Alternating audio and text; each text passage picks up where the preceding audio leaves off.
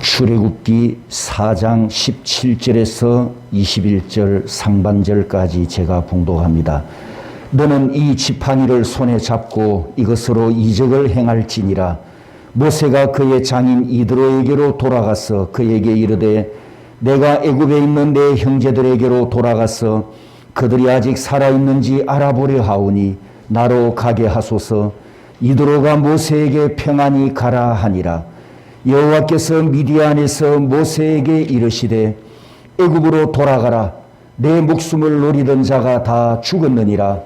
모세가 그의 아내와 아들들을 나귀에 태우고 애굽으로 돌아가는데 모세가 하나님의 지팡이를 손에 잡았더라.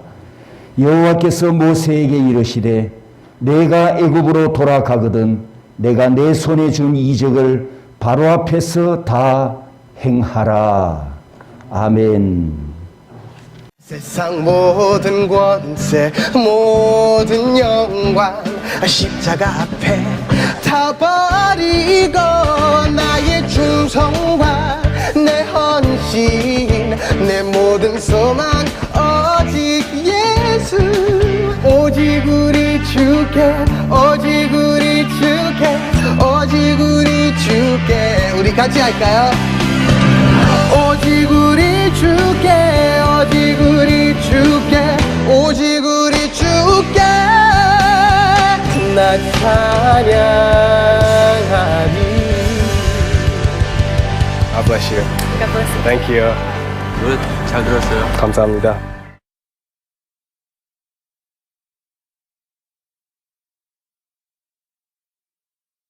Yeah. God makes no mistakes.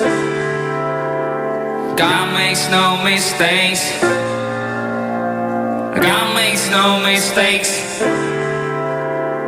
God makes no mistakes. 내가 가진 재능과 어떤 내 조건이 안에 내가 숨쉬며 산다는 사실만으로서 박수 받을 만한 자격이 있어.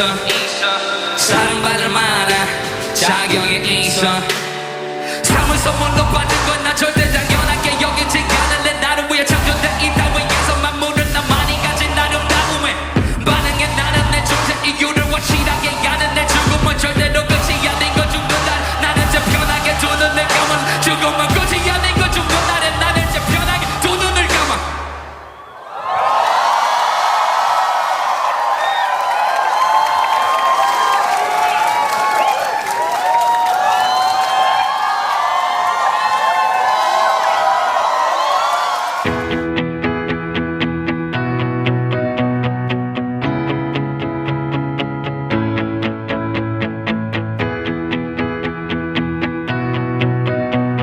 한국에 작년에 이사했어요. 그때부터 좀 힘든 일이 많이 경험하고 있어요. 돈 좀 부족하게 되었고 외로웠고 지금도 힘든 일도 아직 있어요. 근데 어려움 가운데 진짜 하나님을 만났어요. 여기 있는 사람 중에도 지금 힘든 시간 있을 수도 있으니까 제가 말하고 싶은 말 있어요. 포기하지 마세요. 그것보다는 예수님 믿으세요.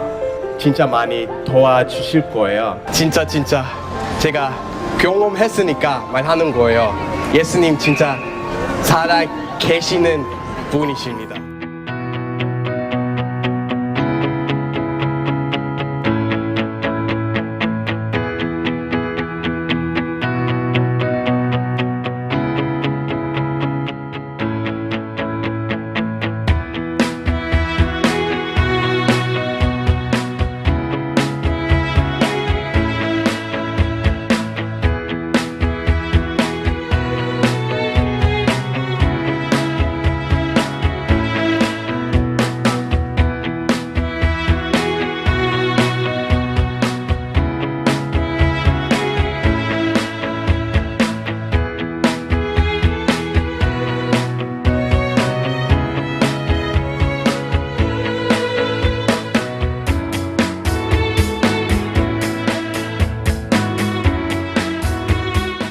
The reasons why I started to busk was to share the gospel through music, but also to challenge them to use the talents that God has given them to spread the gospel.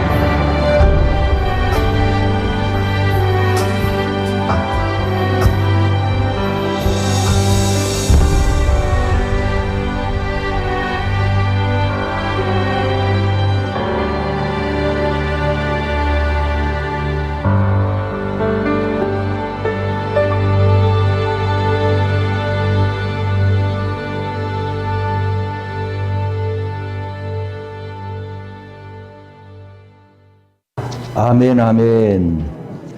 서로 옆 사람과 축복을 나눕니다. 모세 이야기는 내 이야기입니다. 한 번 더, 모세 이야기는 당신의 이야기입니다. 아멘. 방금 영상에 보여드린 두 젊은이가 자기가 하나님께 받은 재능을 가지고 예수 그리스도의 복음을 전하는 그런 아름다운 모습을 우리가 보았습니다. 특별히 오늘 설교에서도 우리 아실의 젊은이들이 도전을 받고 이 젊은이들처럼 또 오늘 성경에 나오는 모세처럼 여러분들도 자기 재능으로 하나님께 쓰임 받기를 축복합니다. 오늘도 모세만 바라보지 말고 모세를 통해서 성도 여러분들이 자기 자신을 바라보는 복이 있기를 축복합니다. 40년 동안 미디안 사막에서 양치기로 살았던 모세의 손에는 목동의 막대기가 들려져 있었죠. 그런데 그 지팡이가 하나님의 부르심을 받고 난 후에는 지팡이 용도가 바뀌어집니다. 그리고 그 지팡이를 사용하는 목적도 바뀌게 됩니다. 모세가 120년을 살았는데 그 120년 인생을 세 부분으로 나눕니다. 첫 번째 40년은 우리가 앞에서 보았던 것처럼 이집트 왕궁에 살면서 국가 지도자가 될 훈련을 받죠. 정치와 입법과 국가 행정을 어떻게 하는지 왕궁에 살면서 다 보고 배웁니다. 왕이 되면 백성들을 어떻게 통솔하고 또 통치해야 하는지, 또 왕으로서 이웃 나라와 국제 외교는 어떻게 해야 하는지, 모세는 40년 동안 성장하는 그 기간에 파라오 곁에서 보고 경험하면서 훈련을 받습니다. 바로 지도자가 될 훈련을 받았던 거죠. 그리고 두 번째 40년은 우리가 오늘 출애굽기 6장 7장에 와서 보고 있는 바로 미디안 광야에서 양을 치는데 목초지와 시냇가로 양들을 이끌고 다니면서 힘없는 양들을 사랑하고 또 힘없는 양들을 사랑으로 보호해줘야 하는 목자로서의 지도자 훈련을 받습니다. 특히 아무것도 없는 이 공허한 사막에서 어떤 훈련을 받을까요? 따라서 합니다. 버리는 훈련, 비우는 훈련. 사막이라는 환경이 그렇지 않습니까? 버리는 훈련과 비우는 훈련을 받으면서 하나님과 더 친밀한 관계를 가집니다. 하나님을 묵상하고 하나님과 기도로 대화하며, 말하자면 두 번째 40년은 모세에게 영적 지도자가 될 준비를 하는 훈련의 시간이었습니다. 그 시간이 몇 년이라고요? 40년이었습니다. 성경에 이 40과 관련된 숫자가 의미 있는 사건들이 참 많습니다. 그래서 성경에서 40은 항상 고난, 연단, 훈련 이런 것과 관련이 있습니다. 우리가 잘 아는 것처럼 예수님께서도 공생애를 시작하시기 직전 40일 동안 뭐 하셨습니까? 광야에 나가서 금식하셨습니다. 그 40일을 지난 후에 공생의 사역이 시작되는 과정을 우리가 보게 됩니다. 이처럼 모세가 이집트에서는 세속적인 지도자 훈련을 받았다면 미디안 사막에서는 영적인 지도자가 될 훈련 과정이었다. 이렇게 표현할 수 있겠습니다. 다만 모세에게 자신은 말도 할 줄 모르고 히브리인들이 자기를 인정해 주지도 않을 것이고 또 강대국인 파라오를 대적할 힘도 자기 자신에게 없다고 하는 이 낮은 자존감, 모세에게 있었던 이 낮은 자존감은 옥의 티였습니다. 그런 모세에게 오늘 본문에 보면 하나님께서 두 가지 말씀을 하시는데, 첫 번째는 17절에 표적을 나타낼 수 있는 능력의 지팡이를 하나님께서 모세에게 주십니다. 너는 가서 내가 너에게 준 능력의 지팡이를 들고 표적을 행하라. 따라서 합니다. 표적을 행하라. 표적을 나타내어라. 누가 주셨다고요? 그 능력을 모세가 갖고 있는 것이 아니라 낮은 자존감을 갖고 있던 모세에게 하나님께서 능력의 지팡이를 들려주셨습니다. 두 번째 하시는 말씀이 19절에 모세야 애굽으로 돌아가라. 내 목숨을 노리던 자가 다 죽었느니라. 이렇게 말씀하십니다. 자, 이 부분에 우리가 이전에 보았던 파라오 왕조사를 우리가 잠시 한 번 더 보고 넘어가겠습니다. 모세와 관련된 이 파라오는 모두 4명이 등장합니다. 어떤 사람은 파라오 18왕조라고 하는 사람도 있고 19왕조라고 하는 사람도 있는데 아무튼 모세와 관련된 파라오 왕은 모두 4명입니다. 나일강 테바에서 금짐을 받고 공주 하셉수트 양자로 왕궁에 들어갔을 때 그때 양부가 되죠. 그러면 양부가 되는 투트모세 2세가 첫 만남을 가졌던 파라오였습니다. 그리고 그 아들 3세가 있고 이 이집트에서 미디안 광야로 도망을 갔다가 40년 뒤에 다시 이집트로 돌아가서 이제 파라오와 당당하게 맞서서 하나님께서 주신 능력의 지팡이를 들고 하나님의 백성을 내보내라 이렇게 당당하게 요구하지 않습니까? 그때 만난 파라오는 바로 제일 끝에 나오는 아멘호셉 2세입니다. 아멘호셉 2세, 이 그림에는 없습니다만은 그 아들 2세와 3세가 바로 출애굽 시기에 만났던 이집트 파라오였습니다. 오늘 본문 19절에 하나님께서 내 목숨을 노리던 자가 다 죽었느니라. 그들은 바로 투트모세 2세와 3세였던 거지요. 모세를 찾아서 죽이려고 하고 있습니다. 왜? 이 모세가 반역을 일으켰잖아요. 히브리 민족 편을 들고 애굽 사람을 쳐 죽이는 살인죄를 범하고 도망을 갔거든요. 이 파라오에게 잡히면 죽습니다. 그러니 모세는 그들에게 두려움을 갖고 있었을 것인데 하나님께서 말씀하십니다. 그들이 죽었다. 그들에 대한 두려움에서 벗어나라고 하나님께서 말씀하십니다. 그러면 이제 모세는 이집트로 돌아가도 이집트에 두려워해야 할 존재가 아무도 없습니다. 반대로 자기 손에는 사역의 신비한 도구가 쥐어져 있고 어마어마한 하나님의 능력이 나타나는 능력의 지팡이가 모세의 손에 들려져 있지 않습니까?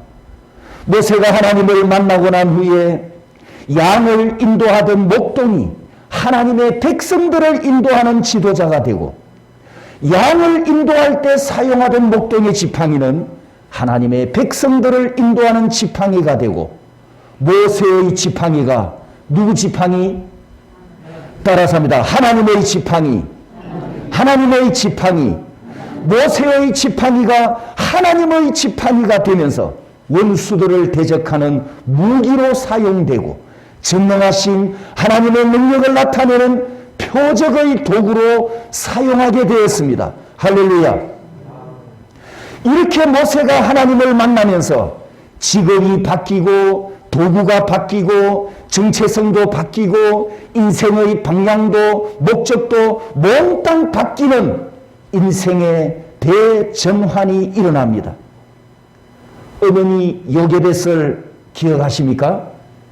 어머니 요게벳에게 그 품에 안겨서 모유를 먹고 자랄 때 어머니에게 가르침을 받으면서 성장했던 모세가 이집트 왕궁으로 들어가 왕비의 양아들로 살았지만 모세의 정체성은 나는 히브리 민족과 하나다. 우리 조상 아브라함의 하나님, 이삭의 하나님, 야곱의 하나님, 그 하나님을 경외하는 히브리 민족과 나는 하나다라고 하는 이런 모세의 정체성은 흔들림이 없었습니다. 여러분이 혹시 저 먼 외국에 다른 나라에 여행을 갔다고 합시다. 그 나라는 자연 환경이 우리보다 훨씬 더 구경하기가 좋은 곳이 많고 더 잘 사는 나라라고 가정을 해봅시다. 자, 그런 나라에 가서 구경을 하다가 마음이 홀딱 넘어가잖아요. 반하잖아요. 그죠? 너무 경치가 좋고 살기 좋은 나라. 그럴 때 우리가 어떤 생각을 한 번쯤 해봅니까? 아, 이런 곳에 한번 살아봤으면 이런 생각은 한번 해보지만 그렇다고 내 국민성까지 하루아침에 바꿉니까? 아니잖아요. 나는 분명히 한국인이고 한국인의 민족성을 가지고 있고 한국인의 정체성을 갖고 있는데 그 나라에 가서 잠시 좋은 곳 한번 구경했다고 내 국민성까지 갑자기 뒤집어지는 그런 일은 일어나지 않는단 말이죠. 내 정체성은 한국인이라고 하는 이 정체성을, 이 신분을 분명히 갖고 있는 거죠. 이와 같이 성도 여러분, 우리가 이 세상에 지금 살고 있는데 여러분이 어디를 가든 여러분이 무엇을 하든 내가 그리스도 안에서 갖고 있는 내 정체성, 나는 예수 그리스도 안에 있는 천국 시민이다. 이 정체성은 흔들리지 않습니다. 흔들리지 않아야 합니다. 현재 여러분이 어떤 직업을 갖고 살아가든지 나는 구원받은 하나님의 자녀라는 이 신분이 흔들림이 없어야 합니다. 내 삶의 형편이 어떠하든지 나는 천국 백성이다. 이 신분을 잃지 말아야 합니다. 성도 여러분. 그렇다면 여러분의 각자 직업이 있고 또 하는 일들이 있고 삶이 있는데 우리 모두는 하나님의 부르심을 받은 자들입니다. 여러분, 하나님의 부르심을 받았습니까? 저는 목사로서 소명을 받았지만 여러분은 지금 하고 있는 그 직업, 무슨 일을 하든지 어떤 직업을 갖고 있든지 돈을 벌기 위해서 어떤 일을 하든지 여러분이 하고 있는 그 직업으로 소명받았습니다. 하나님께서 그 일을 하라고 여러분을 부르셨어요. 제가 하는 일이 다르고 여러분이 하는 일이 다르지만 하나님의 소명은 똑같습니다. 모세는 이집트에 가서 히브리 민족을 구원해내는 사명을 받았지만 여러분은 현재 그 위치에서 일하도록 혹은 학생은 공부하도록 또 가정주부는 전업주부로 살도록 여러분이 각자 그 위치로 사명을 받았습니다. 창세기 1장 28절에 있는 문화명령대로 여러분의 재능과 직업과 삶의 현장에서 이 세상을 정복하고 다스려 하나님께 영광을 올려드리고 하나님의 통치가 나타나는 하나님의 나라를 세우도록 부름을 받았단 말입니다. 그러므로 직업이, 내가 일하고 있는 이 직업이 단순히 내가 먹고 살기 위한 도구가 아니라 하나님이 주신 은혜와 하나님이 주시는 지혜를 드러내야 합니다. 어제 카톡에 올린 큐티 말씀을 기억하고 계시죠? 당신은 누군가가 읽는 유일한 성경이 될 수도 있다라는 글을 제가 올렸습니다. 여러분, 우리는 하나님의 말씀을 우리 손에 들려져 있는 성경책에서 봅니다. 우리는 성경책으로 하나님의 말씀을 읽습니다. 그리고 하나님을 바라봅니다. 그런데 이방인들은 성경책이 없지 않습니까?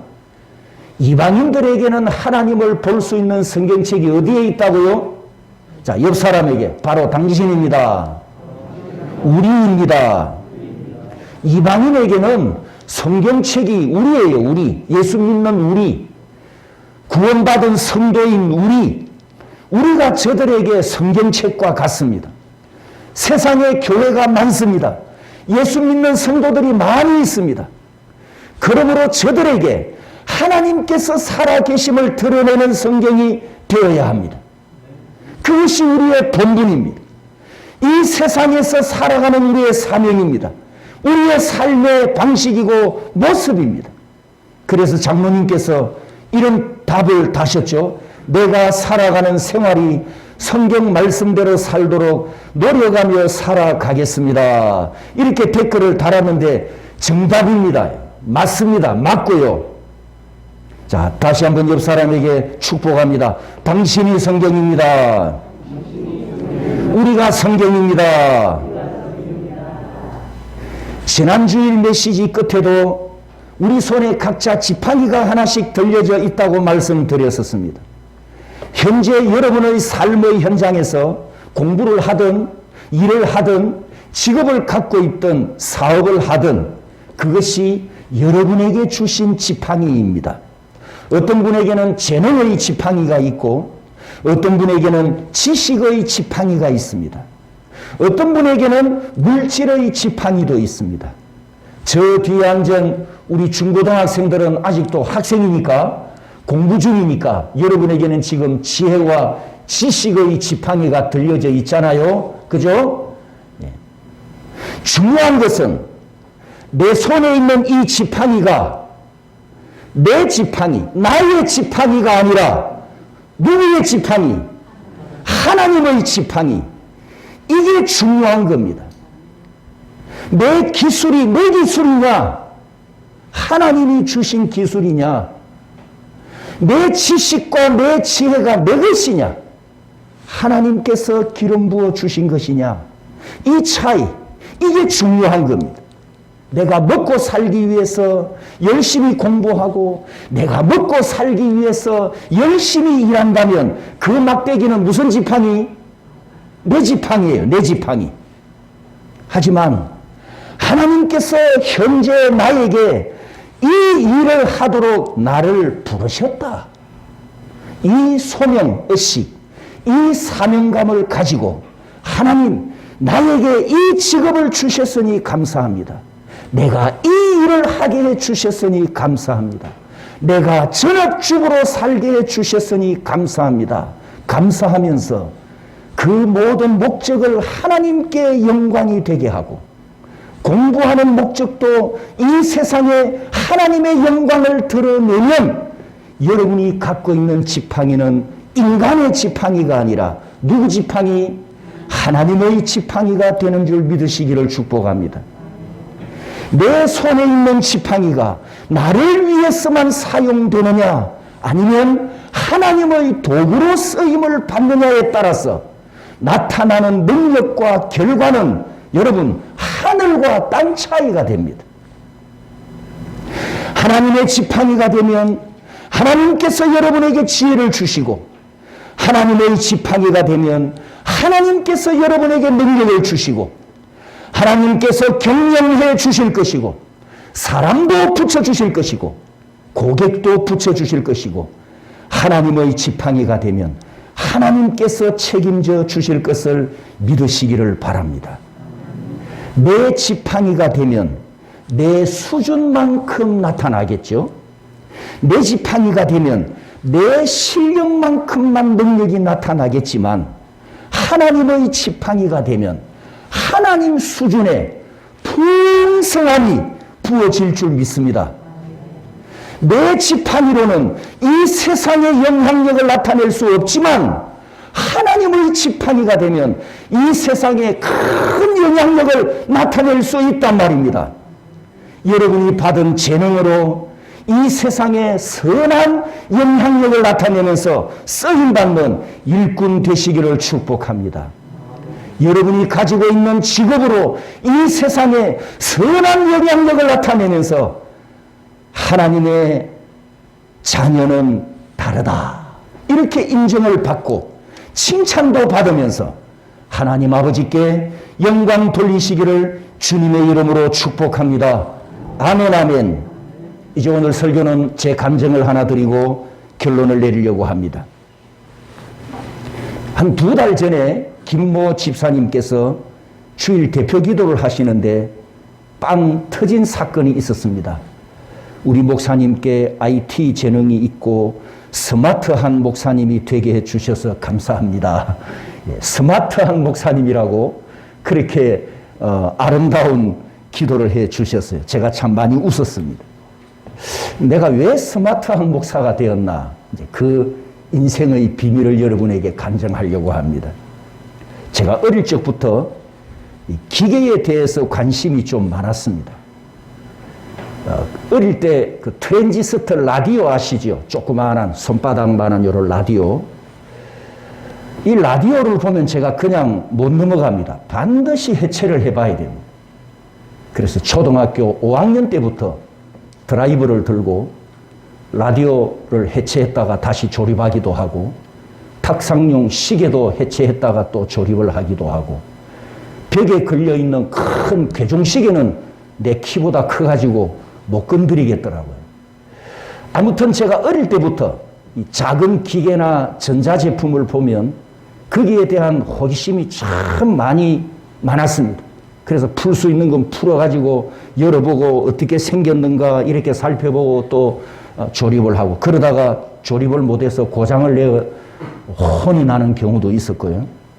이제 그렇게 제가 자랐던 기억이 한동안 잊어버렸는데 어느 순간 그 기억이 제게 살아났었어요. 그러다가 지금부터 22년 전입니다. 22년 전에 엄석희 장로님께서 이 책을 저에게 선물을 해 주셨어요. 목사님, 이 책을 한번 읽어보십시오. 22년 전입니다. 제가 이 책을 읽고 깜짝 놀랐습니다. 이야, 이렇게 좋은 책이. 제가 전에 이런 말씀 드렸죠. 성경이 내가 갖고 있는 보물 1호고 보물 2호는 서철원 박사가 썼던 복음과 율법과의 관계, 그 책 복사해서 다 나누기도 했지 않습니까? 그리고 제가 3호로 갖고 있는 책이 바로 이 책입니다. 그만큼 내용이 좋습니다.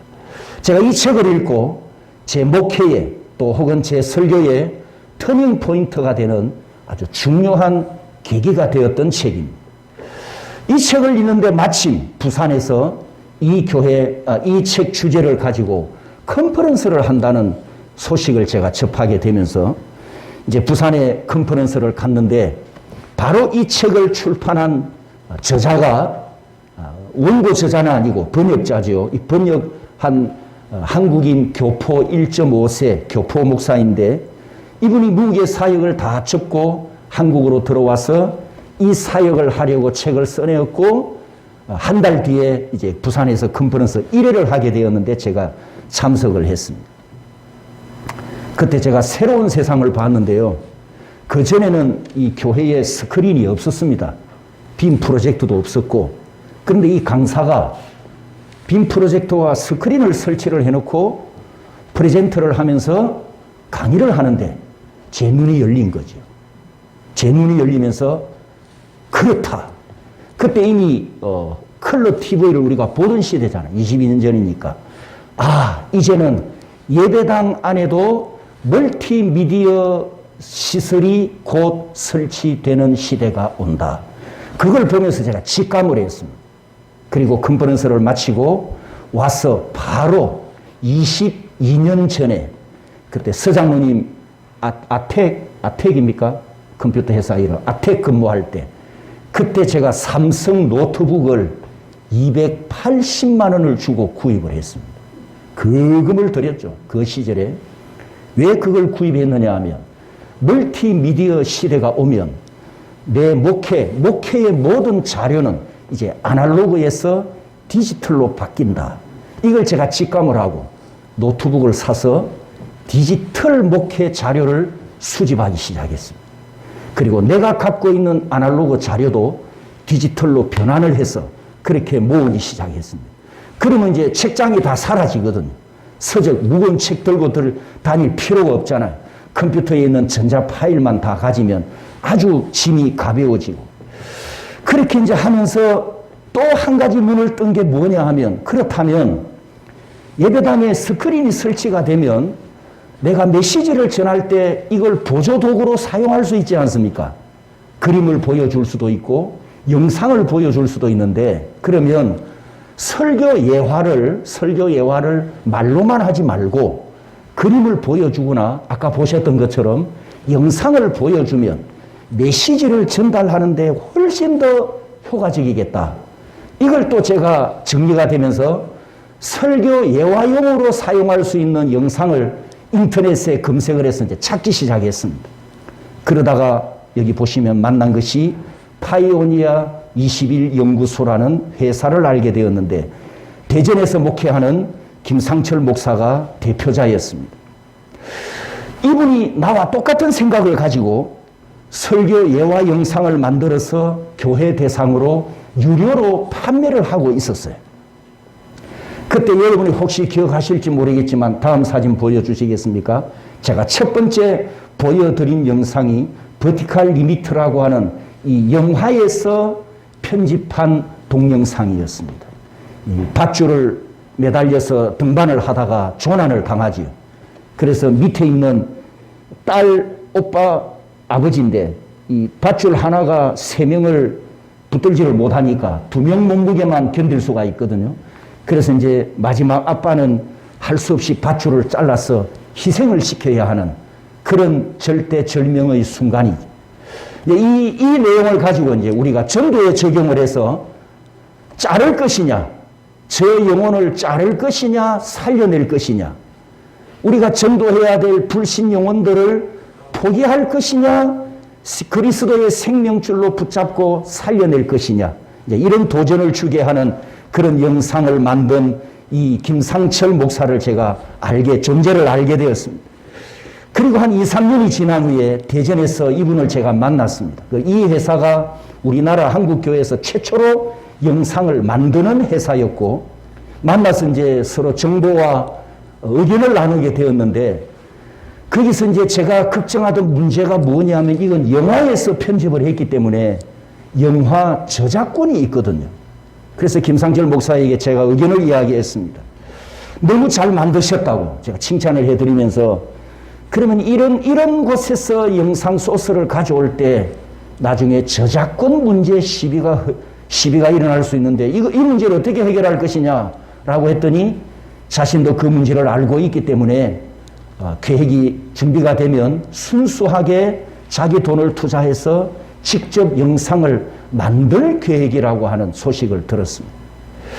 그리고 이제 그 후에 영상이 나오는데 이렇게 짧은 영상이 아니고 30분짜리, 60분짜리, 90분짜리 다큐멘터리 같은 그런 영상을 만들고 2년 전에 두류 내거리에 있는 롯데 시네마에서 부활이라는 주제로 영화를 제가 그때 광고하고 무료로 볼 수 있다고 그렇게 여러분에게 알려드린 적이 있는데 이 부활 영화가 바로 파이오니아 21 연구소 김상철 목사가 만든 영화였습니다.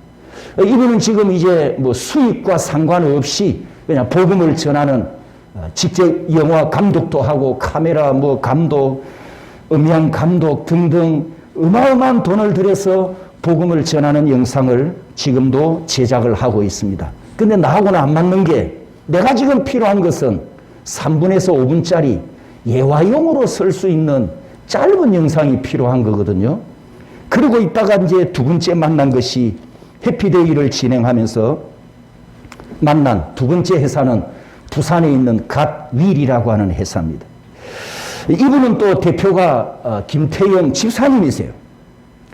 해피데이 오픈 영상을 보면서 제가 엄청난 감동을 받았습니다. 왜냐하면 그 해피데이 오픈 영상을 보면서 그 내용이 영상이나 화질이나 오디오가 제 표현이 이겁니다. 헐리우드 수준이었어요. 헐리우드 수준. 너무 잘 만들었다. 그의 실력과 기술이 대단하고 이걸 다른 전도 집회 가서 전도 집회 메시지 전에 제가 보여줬는데 앞에 앉아있던 한 여자 전도사님이 그냥 영상만 보는데도 막 눈물을 흘려요.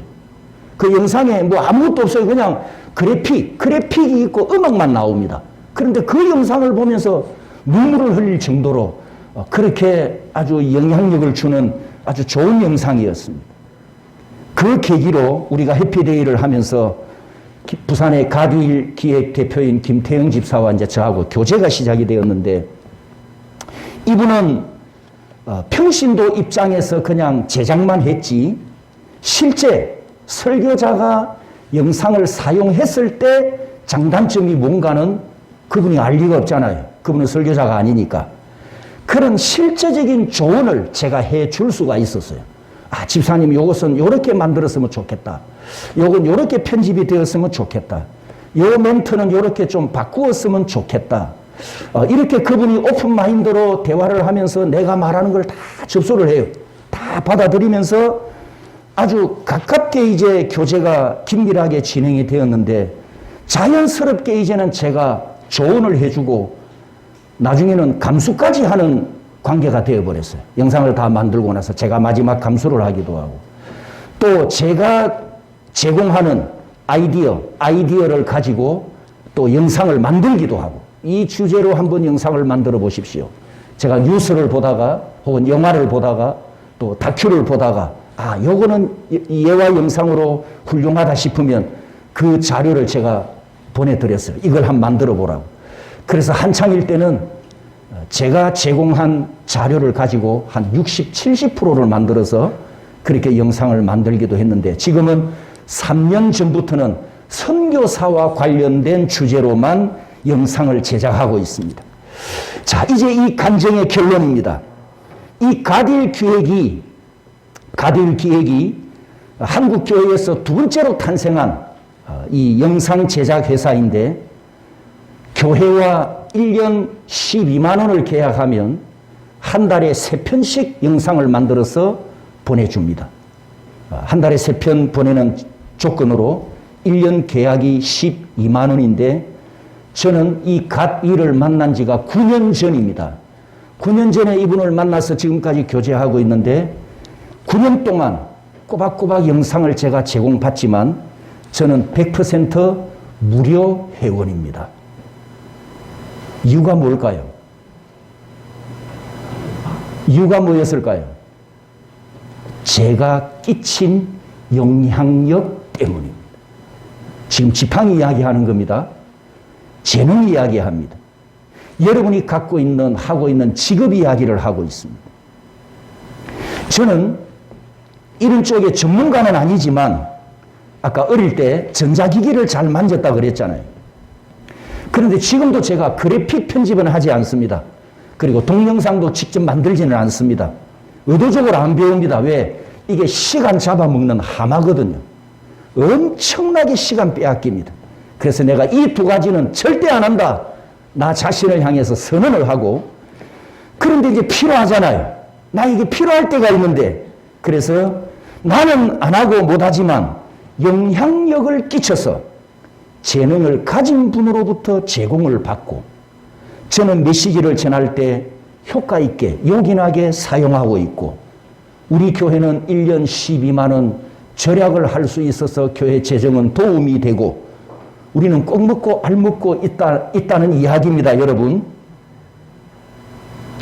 여러분의 직업과 여러분의 재능도 하나님이 보실 때 선한 목적으로 사용되고 선한 영향력을 나타내면 하나님께서 여러분의 직업에 여러분의 재능에 더 풍성한 기름 부음의 축복을 주시는 줄 믿습니다. 여러분도 그렇게 쓰임 받기를 원합니다. 목사가 쓰임 받는 것처럼 성경에 나오는 주인공들이 쓰임 받는 것처럼 이 시대에 여러분도 그렇게 쓰임 받기를 원합니다. 특별히 자라나는 우리 아시레가 여러분의 시대에 주인공으로 쓰임 받기를 원합니다. 다시 반복합니다. 내 지팡이가 되면 이 세상에 선한 영향력을 나타낼 수 없지만 하나님의 지팡이가 되면 이 세상에 큰 영향력을 나타낼 수 있습니다. 여러분이 받은 재능으로 세상에 선한 영향력을 나타내면서 쓰임받는 일꾼이 되시기를 축복합니다. 여러분의 직업으로 이 세상에 선한 영향력을 나타내면서 하나님의 자녀는 다르다 이렇게 인정도 받고 칭찬도 받으면서 하나님 아버지께 영광 돌려드리는 저와 여러분들이 되시기를 주님의 이름으로 축복합니다. 아멘 아멘.